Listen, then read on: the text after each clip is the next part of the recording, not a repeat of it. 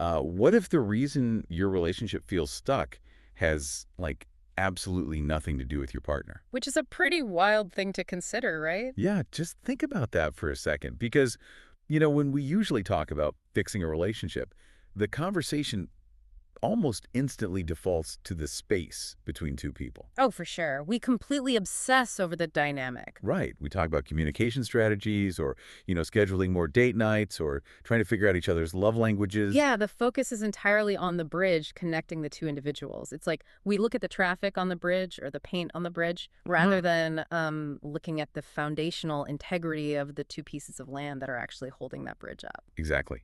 And today's deep dive is looking at a completely different roadmap to finding that true, quote unquote, soulmate connection. And it's a fascinating approach. It really is. The core mission here is to unpack this radical argument that the secret to a thriving relationship is practically all about your own personal healing. Yeah, it's totally an inside job. Right. So our source material today is a coaching framework from a relationship program called It's Possible. But I do want to set the stage right up front for you. Yeah, that context is definitely important. It is. This framework is built through a pretty heavily Christian lens. The text cites scripture and frames a lot of its concepts around God's design. Which is really important to know as we, evaluate their approach and how they structure all their advice. Exactly. And just to be super clear, we aren't here to endorse specific religious viewpoints or theology. Right. Not at all. We're just impartially reporting on the concepts in this source. Because regardless of your personal beliefs, the underlying psychological architecture they use for relationship well-being is just highly structured. It really is. It's deeply thought-provoking for anyone. Yeah, because it challenges this universal human tendency we all have to just point fingers. Which actually brings me to a crucial quote right at the beginning of the text. Oh, I love this quote. It says, "Your relationship cannot outrun your personal health." Okay, let's unpack this. It's a massive paradigm shift, honestly. As the source points out, when couples hit a rough patch, the default question people ask is, if they just change this one thing, we'd be fine. Oh yeah, the classic, if only they did this trap. Exactly. Or, how can I get my partner to act differently so I can feel better? But the source argues that is entirely the wrong question. It's a complete dead end. So what's the right question? The correct question to ask is, what needs healing in me first?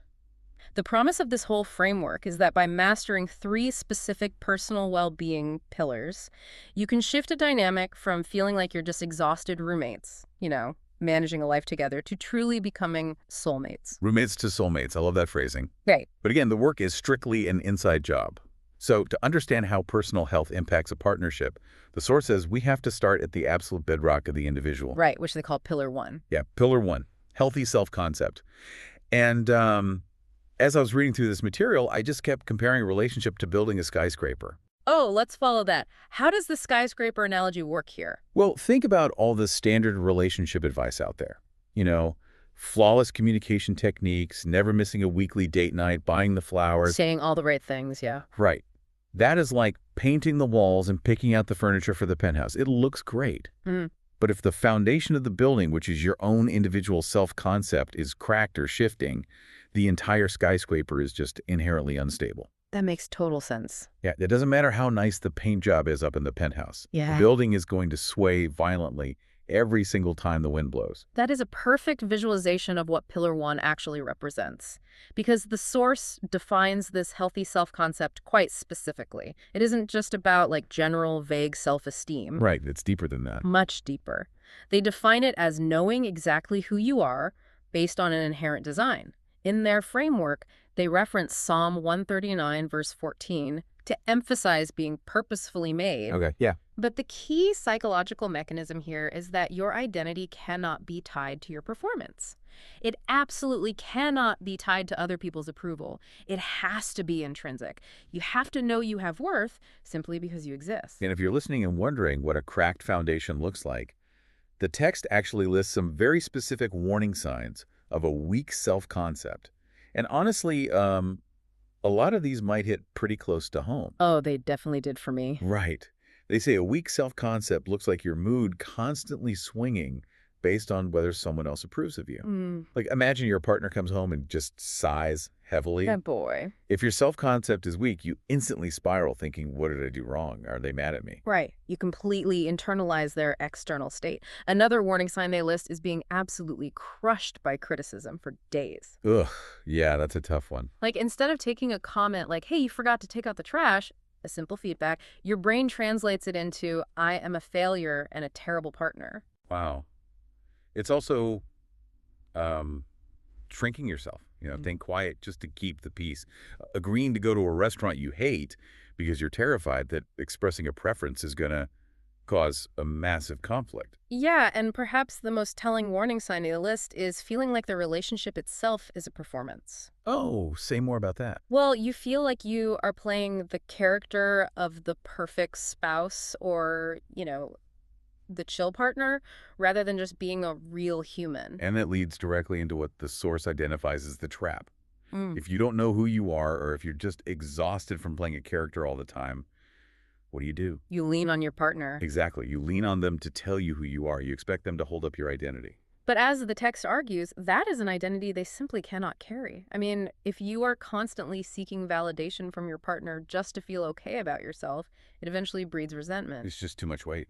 Exactly. It creates an enormous amount of pressure on them. You are asking them to be the concrete foundation of your skyscraper, and no human being is built to carry the weight of someone else's entire self-worth. So how do we fix the foundation? The source actually offers a very specific fix. It's a 3-minute, 21-day morning mirror prayer. Okay, a mirror prayer. Yeah, the practice is to literally look in the mirror every morning and declare yourself as loved, capable, and chosen. And the crucial part is noting that this is not because you perform well or because you earned it, but because of your inherent worth. Or, in their theological framework, because you are God's. Right. And they claim that doing this daily identity anchor for 21 days actually starts to shift the entire relationship. And they back this up with a pretty fascinating data point. The source claims that a strong self-concept predicts over 77% of individual well-being. Wow, 77%. Yeah, which makes complete sense psychologically. It really leans into that very true adage. You cannot pour from an empty cup. If your self-concept is empty, your relationship is just going to be a mirror reflecting your own internal lack. So once you establish who you are, once that foundation is poured and cured, the immediate problem becomes the external world. Because you can't live in a bubble. Right. You have a solid pillar one, but eventually you have to interact with your partner. How do you handle the inevitable emotional collisions when two fully formed identities bump into each other in a kitchen at 7 a.m.? Which happens to all of us. Exactly. And that naturally brings us to pillar 2, emotional maturity. What's fascinating here is how the source breaks emotional maturity down into 4 distinct markers. They don't just broadly say, hey, be mature. Right, which isn't helpful anyway. No, it isn't. They ask, can you name, own, and regulate your feelings? So the 4 markers are self-awareness, self-soothing, self-accountability, and self-compassion. Let's actually unpack those, because I feel like self-soothing gets thrown around a lot online as just, taking a bubble bath. But in this framework, what does it actually look like? Exactly. It's not a spa day. Self-soothing is the psychological mechanism of down-regulating your own nervous system right in the middle of a conflict. Like in the heat of the moment. Yes. It's noticing that your chest is tight and your heart is racing, and actively taking deep breaths or stepping away for a second so your amygdala cools down and you don't say something terrible that you'll regret. Okay, that makes sense. Then self-awareness is recognizing the trigger itself. Self-accountability is owning your reaction instead of blaming your partner for making you yell. And self-compassion is forgiving yourself when you inevitably mess up so you don't spiral all the way back into a weak self-concept. Let's look at the alternative, which the source calls the immaturity trap. This is what happens when you lack those 4 markers. It gets messy. It really does. You get the silent treatment. You get scorekeeping. Like, I did the dishes 3 times this week, so you owe me. You get explosions of anger. And you get a pervasive victim mentality. Yeah, it's exhausting. But the profound point they make here, the one that really stopped me in my tracks, is about unresolved wounds. They point out the classic trap of expecting a partner to magically heal your unresolved parental or childhood gaps. It is such a rampant issue in relationships. We carry this unconscious expectation that our partner will somehow make up for whatever we didn't get as children. Yeah. Like if you felt abandoned by a parent and your partner is 5 minutes late coming home from work, you don't just feel annoyed, you feel abandoned. Oh, wow. Yeah, you experience extreme reactivity because you are asking your partner to retroactively parent you and heal a decades-old wound. I do have to push back on something here, though, because this caught my eye in the text. The source talks a lot about needing to manage our emotions, to, like, regulate them. Okay. Wait, isn't telling people to manage their emotions just a polite clinical way of saying we should bottle everything up to keep the peace?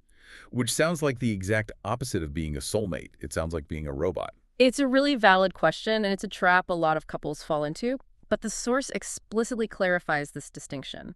They state that maturity does not mean having perfect emotions.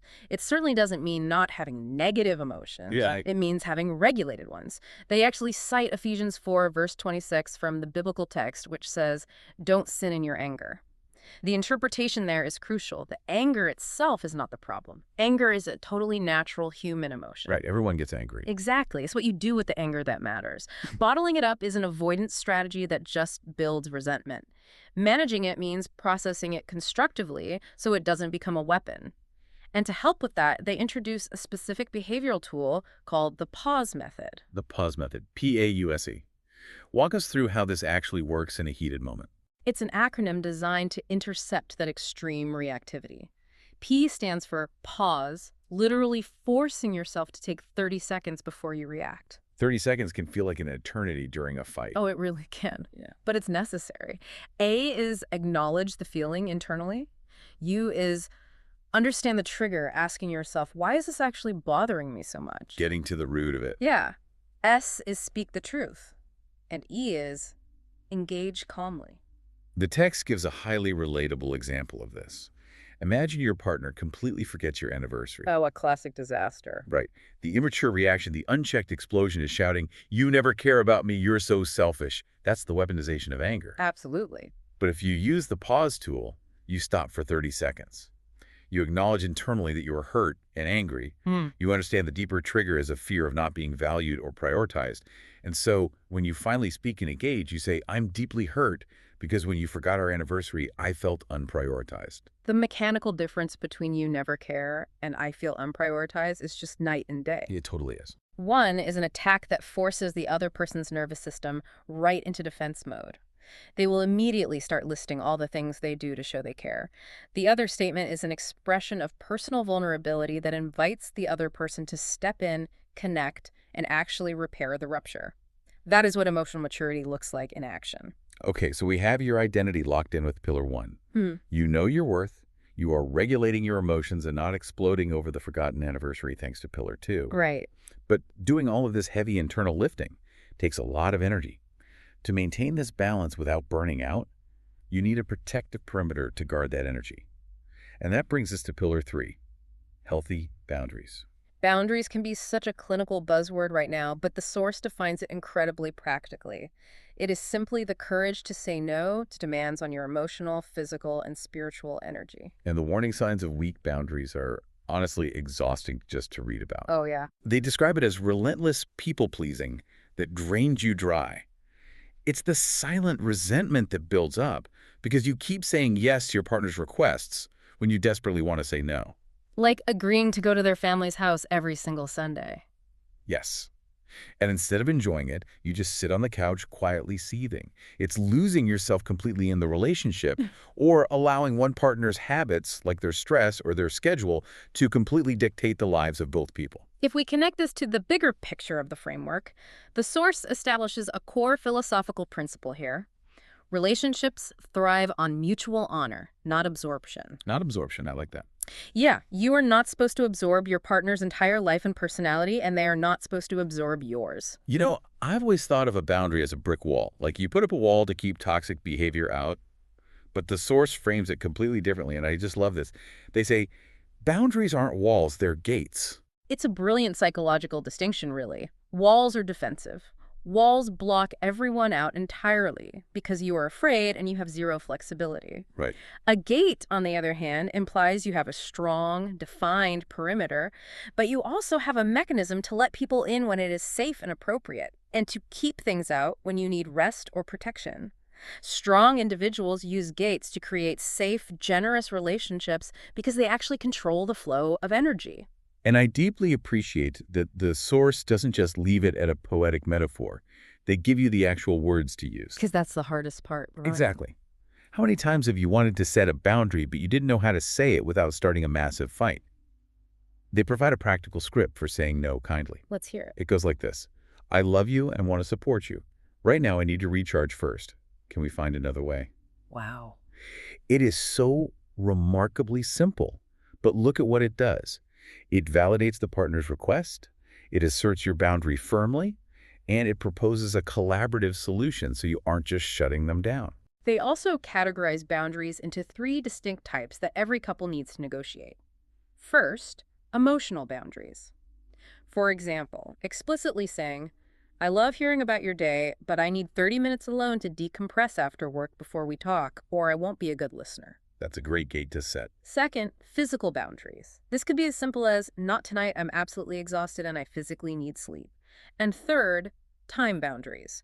For instance, agreeing that date night is highly important, but acknowledging that spending every single evening together isn't healthy or sustainable for your individual hobbies and friendships. Okay, so we built the 3 pillars. We have self-concept as the foundation, emotional maturity to handle the collisions, and boundary strength to protect your energy. All really important stuff. This is all rigorous, heavy individual lifting. Yeah. But how does this actually translate to the couple's dynamic? Here's where it gets really interesting. The source introduces what they call the 78% relationship well-being formula. Let's break down the mechanics of this formula. Step 1 is exactly what we've been discussing. Each person takes individual responsibility and invests in pillar 1, 2, and 3. Yeah. Step 2 is that they then bring these healed, regulated selves to the relationship. And step 3 is the inevitable result. Turbulence drops and intimacy rises. Now, the 78% metric comes from the source's claim that a staggering majority of a relationship's health is dictated not by joint activities, but by the individual well-being of the people in it. Not by the date nights. Right, not by the date nights. The text presents a very stark contrast. Weak individuals, meaning those lacking self-concept, maturity, and boundaries, create turbulent relationships characterized by blaming, reacting, and scorekeeping. Strong individuals create stable relationships characterized by understanding, compromising, and celebrating. So what does this all mean in a practical sense? If I'm listening to this, how does it actually play out in the living room? The source offers a great real-world example of this transformation. Let's say you have one partner who successfully does the work on pillar 3 to heal their chronic people-pleasing. Okay. By setting a gate, a boundary, they stop the silent resentment that was quietly poisoning their interactions. They finally say, I can't do the dishes tonight, I need to rest. Which is huge for them. Huge. Meanwhile, the other partner commits to pillar 2, learning and using the pause tool. When they hear, I can't do the dishes, instead of their amygdala flaring up and feeling rejected, they pause, understand their trigger, and respond calmly. Oh, I see. Because they are expressing feelings instead of attacking, they stop triggering the other person's defensiveness. When you combine those 2 individually healed behaviors, the cycle of reactivity breaks. The turbulence vanishes. You are no longer just roommates tiptoeing around each other's triggers. You actually become soulmates. To help people actually implement this, because theory is great, but practice is hard, the source includes a 7-day challenge. And it's a really clever, scaffolded way to put this into practice. I love a good challenge. Yeah. Day 1 is entirely focused on pillar 1. Doing that morning mirror identity prayer to set the foundation. Day 2 tackles pillar 2. Your goal is to name one difficult emotion out loud and successfully use the pause is tool just once during the day. Just once. Very achievable. Exactly. Day 3 is pillar 3. You practice saying no kindly using that specific script they provided. Notice how the first 3 days are entirely solitary. It's just you working on you. But then it strategically escalates from individual work to relational work. Exactly. On days 4 through 6, you repeat those same actions, but you bring your partner into the loop. You actively share your identity anchor with them. You have them reflect back your emotion when you successfully use the pause method. And you ask them to respect and support your boundary when you say no. You're basically teaching them how to interact with your newly healed self. Yes. And finally, day 7 is just about celebrating those wins together, taking stock of the lowered turbulence. And just as a fun artifact of this coaching program, the text actually ends with a call to action to text the word well-being to a specific number to get daily reminders for the challenge. It highlights how structured and intentional this process really has to be. You can't just read about it. You have to actively remind yourself to do this work day by day. So bringing it all together, whether you are single and preparing yourself for a future relationship, whether you are casually dating or if you've been married for decades, this framework makes an incredibly compelling case. It really does. You simply cannot hack a relationship. There are no shortcuts. You have to do the internal individual work first. If we synthesize all of this, the final takeaway from the source is crystal clear relationship well-being starts strictly within. True connection, that soulmate level of intimacy where you feel completely seen and safe, requires taking radical accountability for your own cracks, your own foundational instability, before you ever point a finger at your partner's flaws. Which brings me back to that skyscraper metaphor we started with. You can't paint the walls of the penthouse if the concrete foundation is cracking. But, this raises a really fascinating question to mull over. Oh, what's that? If this framework is entirely true, and relationship health is so heavily dependent on individual health, what happens when one partner fully commits to these 3 pillars? Oh, I see where you're going. Right. Like, they heal their self-concept, they master their emotional regulation with a pause tool, they set beautiful, healthy gates. But the other partner absolutely refuses to do the work. Yeah, that's a tough spot. Does rigorous self-healing inevitably force an ultimatum because the healthy partner can no longer tolerate the turbulence? Or can one strong set of pillars, one incredibly solid foundation, actually hold up the whole house? Something for you to think about.